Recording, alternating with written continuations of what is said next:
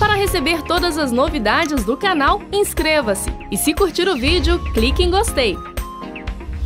Aproveite para acompanhar a Rede Super nas redes sociais.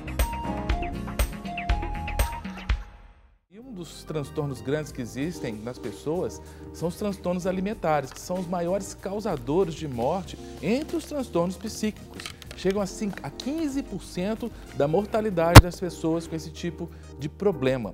E a busca à perda de peso a todo custo acaba gerando muitos problemas com as pessoas. E para conversar sobre essa questão do transtorno alimentar, que é um problema na área psíquica, eu estou aqui com o psicólogo, ele é doutor em psicologia? Doutor em psicopatologia, doutor Paulo, que vai falar sobre o transtorno alimentar. E eu queria, doutor Paulo, antes da gente bater esse papo, conversar um pouquinho sobre esse tema, chamar uma matéria que nós temos aqui sobre transtorno alimentar. Eu comecei tomando laxante. Eu tomava, eu não tinha uma aceitação com o meu corpo, com a minha aparência, eu nunca tive obesidade. Foi sempre sobrepeso, moderado, leve, nada que atividade física e dieta não resolvesse. Ficou um pouco insustentável quando eu comecei a tomar 5, 10, cheguei a tomar 15 laxantes de uma vez. E eu não sabia que o que eu estava fazendo era uma doença, era um distúrbio. Bulimia. Esse é o nome da doença que essa garota, que prefere não se identificar, teve dos 15 aos 18 anos. Insatisfeita com a imagem que via refletida no espelho, a jovem começou a buscar formas alternativas e rápidas para emagrecer. Com o passar do tempo, as preocupações características da adolescência pioraram a situação.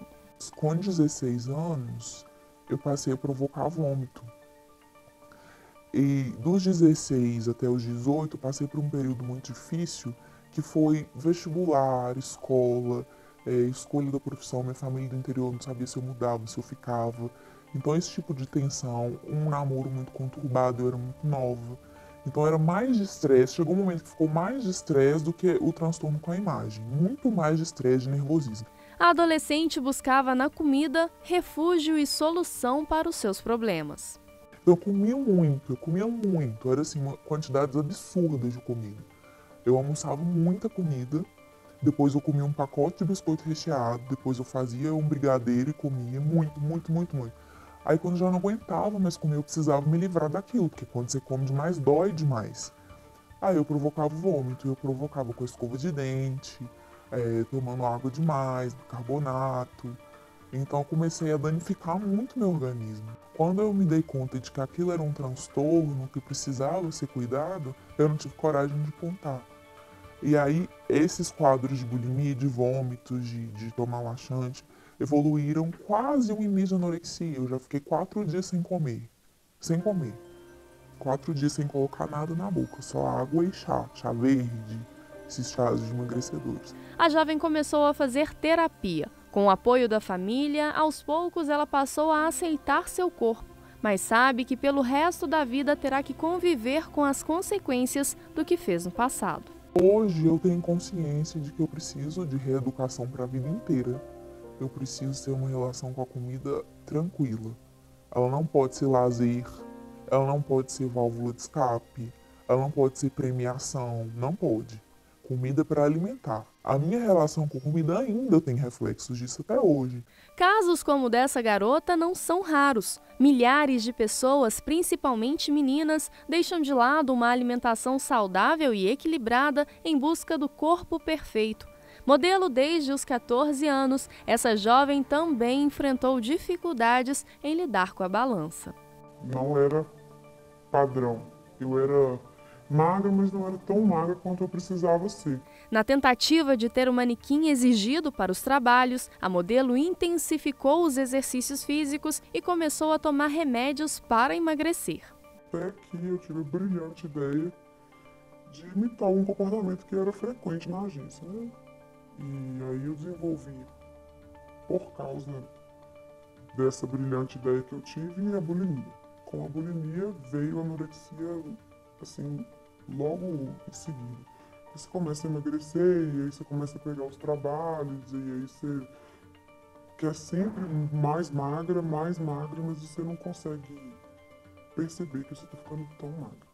Ela chegou a pesar 46 quilos com 1,75 m de altura. À medida que os trabalhos aumentavam, sua disposição e vitalidade diminuíam. Eu me lembro da minha irmã, assim, eu tenho uma imagem assim, da minha irmã me sacudindo, acorda, você tá doente. Aí começou a ter um monitoramento, toda hora que eu ia no banheiro alguém ia atrás, toda hora que eu ia trabalhar alguém da minha família ia acompanhar. O caminho para se descobrir foi longo e doloroso para essas duas jovens. Diante da experiência que vivenciaram, elas fazem um alerta. O principal que eu diria para elas é não se calem, fala com gente que tá passando mal. Fala com o pai, com a mãe, com o adulto, com alguém que vai poder ajudar, porque quanto mais se cala, quanto mais você esconde, pior é depois na vida adulta. Então é isso, elas têm que contar, elas precisam de ajuda. Então eu queria que vocês soubessem que vocês são perfeitas, que são bonitas, que são dignas, que têm valor e que o valor de vocês não está naquilo que o outro diz que vocês são. O valor da gente está naquilo que a gente é e no valor que Deus imputa sobre nós. Então, procura ajuda, gente. Conversa, seja franca, seja honesta. Se vale a pena ficar, extrapolando os limites do corpo aí por causa de padrões que a gente não consegue alcançar. É triste realidade de muitos jovens brasileiros, essa questão do transtorno alimentar, como a gente viu na matéria. E precisamos de orientação. E para conversar sobre isso, eu recebo o psicanalista, como já disse, Paulo Roberto Ceccarelli. Doutor Paulo, muito bem-vindo ao nosso programa. Muito obrigado, bom dia a vocês e aos telespectadores. Doutor Paulo, essa questão do transtorno alimentar é algo gravíssimo, né? Todos nós conhecemos alguém que você olha assim e fala, essa pessoa não está bem. Ela é muito comum mesmo entre... Sim, ela é muito comum e são fatores multi-atuantes ali, né? Não tem uma razão, não tem a gente saber, olha, foi isso, foi aquilo. Cada pessoa vai ter o motivo que vai levar a um transtorno alimentar. Foi muito interessante o que a reportagem mostrou, porque essa imagem do corpo, né, ela geralmente é dada pelo outro, ó, de fora. A imagem que a pessoa tem do corpo não é a imagem que eu tenho, é o que falam de mim, é o que a televisão indica, os modismos, né? Então, em busca de um reconhecimento de um outro, eu ser reconhecido, eu ser aceito, muitas vezes a pessoa entra nessa espiral aí altamente destrutiva dos transtornos alimentares. Mas será que brincadeiras que os colegas fazem na escola, às vezes uma crítica do pai, da mãe, pode gerar num adolescente transtorno? Exatamente. Por isso que eu digo que são vários fatores, porque esse tipo de brincadeira que você acabou de mencionar aí, seguramente todos nós ouvimos, né? Então, por que uns vão para os transtornos, por que vão, por exemplo, para drogas, seja a droga que for, já existe alguma fragilidade psíquica aí, que juntando com os fatores externos pode levar a uma situação desse tipo. Então, dependendo do indivíduo, a reação virá. Do indivíduo, como qualquer situação, não só transtornos alimentares, qualquer situação que qualquer um de nós passa, por exemplo, algum acidente, algum assalto, algum trauma, nós vamos reagir diferente. Quer dizer, não tem uma causa, foi isso que gerou aquilo. Foi fatores externos, a constituição da pessoa, a história pessoal, a história de vida. Agora a questão hormonal, porque a gente viu ali nos depoimentos, sempre meninas, moças. Essa questão do masculino e feminino influencia também? Olha, isso é um aspecto curioso que tem sido feito várias pesquisas nesse sentido, né? Alguns transtornos alimentares, em particular a bulimia, ou seja, a pessoa não querer comer, né? Porque bulimia não, desculpa, ao contrário, a anorexia, bulimia é comer muito, né? São transtornos que são muito mais comuns no sexo feminino. E geralmente ele ocorre, como a gente viu na reportagem, ocorrem na puberdade, exatamente onde vai começar a haver uma mudança corporal. Então, quando essa falta de alimento, né, chega num ponto, a anorexia chega num ponto tal que todo o desenvolvimento corporal é interrompido, né? A menina não desenvolve aquilo. Então, é uma dificuldade, a gente viu ela falando de certa forma aí, é uma dificuldade que a pessoa tem de sair de uma fase da vida entrar para outra fase da vida, assumir um corpo, assumir o fato de ser mulher, deixar de ser adolescente. Isso para algumas pessoas, isso pode ser de tal monta insuportável que é quase que um mecanismo psíquico. Se você para de comer, o organismo todo vai ficar comprometido, né? Para que esse tipo de mudança corporal, de mudança subjetiva, de mudança com a vida, a gente viu lá a reportagem falando que depois daí a pessoa, depois começou esse tratamento, a pessoa começou a fazer novos projetos de vida, né? É uma maneira da pessoa tentar não enfrentar essa mudança. Mas o tratamento, ele é químico, ele é psicoterápico? Qual é a abordagem para um transtorno alimentar? Ele tem que ser transdisciplinar, né? Qualquer transtorno mental, sofrimento psíquico, é muito difícil ele ser diagnosticado através de uma especialidade apenas. Então, os transtornos alimentares, a obesidade, ele requer um tratamento transdisciplinar, multidisciplinar, onde a pessoa vai fazer uma consulta com um psiquiatra, porque tem alguma coisa aí também de psicológico, depressão, né? Com um psicólogo, para ver, talvez precise ser medicado, com um psiquiatra, com um psicólogo, que vai tentar entender essas razões psicológicas, né?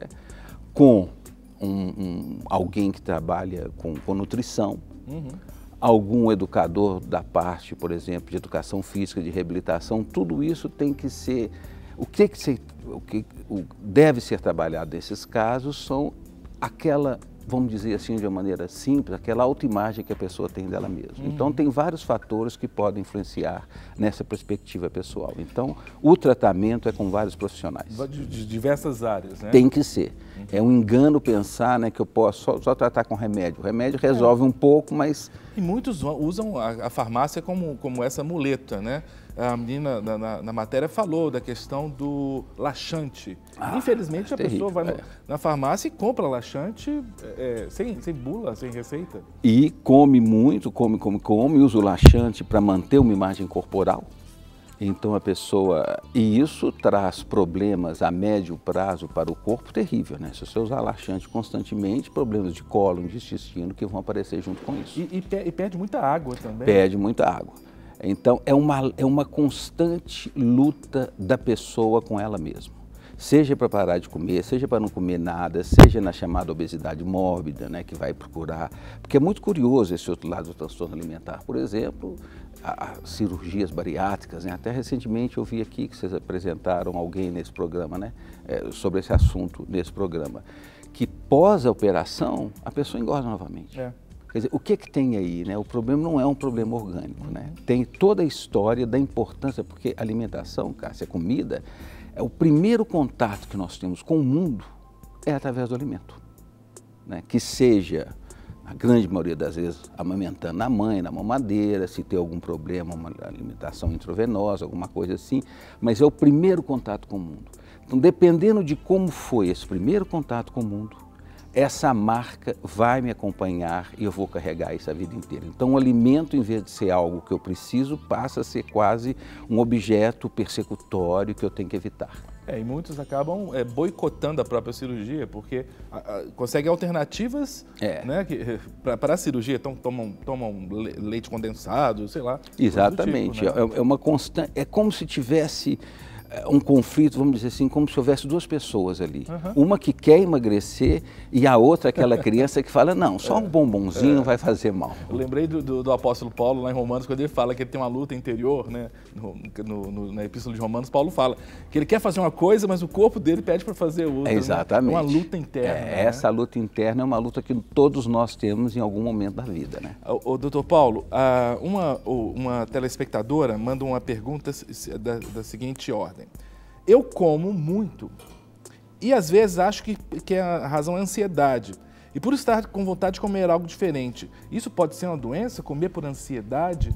Olha, frente à ansiedade, tentando responder a telespectadora, cada um tem uma resposta, né? Uns comem muito, outros não comem nada. Uns perdem o sono, outros querem dormir o tempo todo. Então teria que ver, seria é um pouco negligente ou dar uma resposta, sabe? Isso pode ser. Eu acho que a partir do momento que a pessoa detecta que está meio ansiosa e está tentando resolver essa ansiedade através da alimentação, se a pessoa tem essa reflexão interna, talvez seria ali muito útil conversar com um profissional para ver se é isso mesmo. Pode não ser, né? Como é que ela está lidando com isso? A origem, né? Né? Porque também a gente não pode pensar que qualquer coisa, então eu estou com um problema, né? Porque todos nós temos, diante da ansiedade, nós temos nossas válvulas né, de escape, né? Bebo, como, não bebo, dormir, viajo, não tem um jeito certo. Agora eu vou fazer uma pergunta até fora do nosso script aqui, mas que o senhor se especializou na França, foi isso? Universidade de Paris? Paris 7. Eu fiz um doutorado e depois eu voltei lá fazendo um pós-doutorado. Na área de Na área de psicopatologia e psicanálise. Primeira pergunta, por que é Diderot? Diderot não foi um dos revolucionários? É o nome da Universidade de Paris 7, né? Passou a ser, eles têm, porque na França, a Universidade, a Sorbonne, a famosa, é a primeira, né? E depois você tem Paris 1, 2, 3, até 13. E as 7, cada uma tem um nome. Mas vivendo 10 anos na França, o senhor percebe assim, que há semelhança entre essa compulsão alimentar do europeu em relação ao brasileiro? E eu alongo minha pergunta. Eu observo países, por exemplo, no Oriente, em que parece que o número de pessoas obesas é muito inferior. Não estou falando por questões socioeconômicas, estou falando de questões até culturais. Será que isso tem a ver também? Você tem uma cultura, eu percebo que no Brasil nós entramos numa cultura do consumo, não só de materiais, de roupa, de carro, mas também de alimentos. Exatamente. Essa questão é muito interessante, você está falando dos países, você pegar, por exemplo, acho que os Estados Unidos é impressionante a obesidade mórbida lá, né? Então, qualquer transtorno, ele não é inseparável do momento cultural e da cultura onde ele surge, né? Em alguns países onde o nível de exigência é muito alto e você tem a chamada fast food, né? Que você come aquilo muito rápido e aquilo engorda muito, tem muitas calorias ali, e isso faz parte quase que de uma cultura. Agora é curioso que na França tem muito poucos obesos, está começando a ter, mas são poucos, e é muitas vezes interessante que essas pessoas não se importam com isso. Os franceses? Não.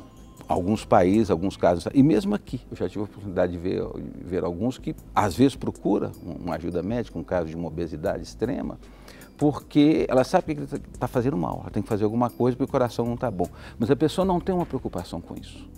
Ela procura porque precisa, mas ela está se dando bem com o corpo, aquilo não é um problema, não quer parar de comer. Entendo. Então é muito interessante essa relação com o alimento, né? Agora, essa relação com o alimento. Aqui no Brasil, a gente entrou naquela cultura do bandejão, da comida a quilo, isso. Não é isso? E quando a gente pensa em França, por exemplo, o restaurante francês é aquele prato com aquele pouquinho de comida. Isso Olha, é comum na França ou é só um restaurante? Não é tão pouco assim não. Acho que a França ele tem aquela ideia da entrada do prato principal. Agora, o que eu observo em relação a dieta alimentar francesa, europeia, mas a francesa em particular, é que é muito diversificada. Então, um dia você come carne, outro dia peixe, outro dia você come alface, outro dia você vai comer uma massa. Então, não tem esse ritmo de quase que a mesma coisa que nós temos aqui no Brasil. Arroz de certa forma, o organismo acostuma com aquilo. Agora, que há fatores culturais, não tem dúvida, né? Há fatores sociais. Como que a pessoa se vê? A obesidade estaria mais em que classe social, em que origem étnica. Então, se você vive numa situação onde a sua posição social, a sua origem é muito desprezada, é muito, enfim, tratada como algo não faz parte de uma sociedade, né, daquilo que aquela sociedade exige de você, às vezes a saída para alguma forma de adicção, aonde o alimento pode ser uma delas, é uma resposta, até ouvi quando você estava terminando aí com a pastora Carol, né? Você falou da máscara, né? É uma questão que a gente pode chamar em alguns casos de sobrevivência psíquica, sabe? Desse jeito eu tenho uma posição minha, eu me coloco subjetivamente, eu me reconheço. Então é muito importante a gente ter muito cuidado com qualquer sintoma, porque estava dando a ideia da máscara, né? Para algumas pessoas, essa máscara é necessária, como você muito bem lembrou, né? Eu preciso daquilo, eu não me reconheço isso. Nos consultórios da gente, a gente recebe o tempo todo pessoas que querem mudar, mas se eu mudar, o que vai ser de mim? ela nos reconhece. E aí, pelo que eu entendo, pelo menos que a gente mais ouve, os dois maiores transtornos que nós temos são a bulimia e a anorexia. Procede ou não? São os mais, estatisticamente, são o que mais tem. Mas né? o tratamento e também é chegando na obesidade mórbida, que é uma forma de bulimia, né? Porque a anorexia, a origem da palavra, é um distúrbio do apetite. Então você pode tanto comer de mais ou comer de menos, que você está na mesma situação, né? Então é uma coisa comum. Agora, o bulímico, a bulímica, né? Ele não é necessariamente gordo. Ele come e depois tem que eliminar aquilo. A questão é que ele não consegue parar de comer. Eu me lembro de compulsão. É uma compulsão. Me lembro de um caso que a gente discutiu, que a pessoa chegava em casa, misturava num liquidificador o que tinha, feijão, o que tinha. Precisava de saciar, de qualquer maneira. Saciar o quê? Essa é a pergunta. Dali, ela usava laxante, punha a mão na garganta, o que fosse para vomitar. Então essa luta, às vezes, por exemplo, descobre-se isso, essa luta é muito intensa e muito forte na pessoa. Há casos que quem descobre isso é o dentista, por exemplo, porque tem um caso conhecido aí que quando o dentista notou alguma coisa pelos dentes, que aquela pessoa estava, alguma coisa ligada à alimentação, essa pessoa quase que brigou com o dentista, porque isso é feito muito em segredo. É quase que vamos dizer, com um certo cuidado, mas é quase que uma forma de sexualidade privada que a pessoa tem. Ela está tendo um prazer. Ela tem prazer naquilo. Não só naquilo, mas nesse conflito. Comer, expelir. E isso ocupa a vida da pessoa, né? Diferente daquela que come, vai estar gordo, obesidade mórbida, aí começa a dar vários problemas, pressão, colesterol, diabetes, dependendo do caso, aí o tratamento é outro, né?